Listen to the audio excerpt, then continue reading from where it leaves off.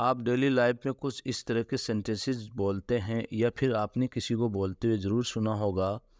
तुम किसी से कम नहीं हो, नाचने में तुम किसी से कम नहीं हो, बातें करने में तुम किसी से कम नहीं हो, बोलने में तुम किसी से कम नहीं हो, आपकी एक्टिंग किसी से कम नहीं है। ऐसे सभी सेंटेंसेस में आप किसी से कम ना होना बोलते हैं, जिसकी इंग्लिश होती है second to none. Second to none बहुत ही गजब का फ्रेज है, जिसका यूज़ स्पीकिंग और राइटिंग दोनों में समान रूप से किया जाता है। इसका यूज़ एक एडजेक्टिव के रूप में होता है, यानी कि किसी की विशेषता, खूबी या फिर तारीफ बताने के लिए किया जाता है। तब हम किसी व्यक्ति या चीज़ के बारे में ज़्यादा अच्छा होना बताते हैं और वह किसी और से कम नहीं है, ऐसा हम बता रहे होते हैं। तब हम सेकंड टू नन का यूज़ करते हैं। चलिए इसका स्ट्रक्चर देख लेते हैं, जो कि बहुत ही बेसिक सा है। सबसे पहले लिखेंगे सब्जेक्ट, फिर हेल्पिंग वर्ब और लास्ट में लिखेंगे हम सेकंड टू नन। इसे एग्जाम्पल की मदद से और अच्छे से समझते हैं। तुम किसी से कम नहीं हो या फिर तुम किसी और से कम नहीं हो।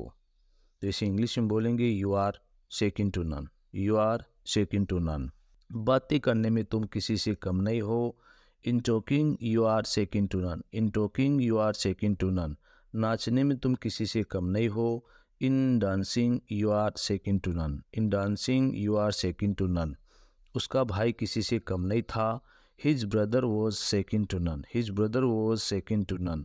आपका पढ़ाने का तरीका किसी से कम नहीं है। Your way of teaching is second to none. Your way of teaching is second to none. परेशान मत हो, तुम किसी से कम नहीं दिख रहे हो। Don't be upset, you are looking second to none. एक सिंगर के रूप में वो किसी से कम नहीं है। As a singer he is second to none. As a singer he is second to none.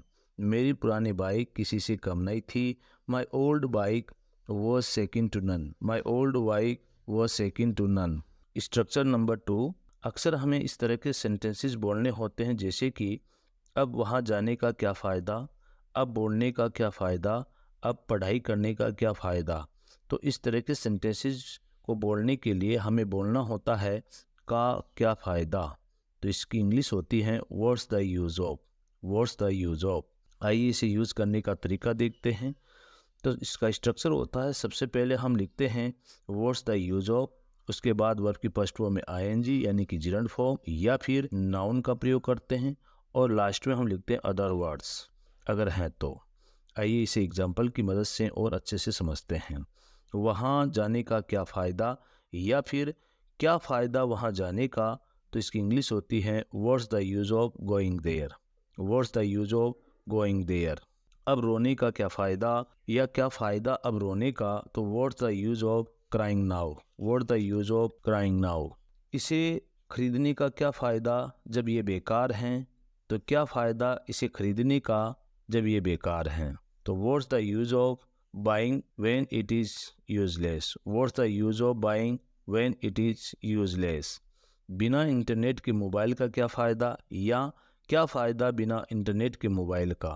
Without internet what's the use of mobile. Without internet what's the use of mobile.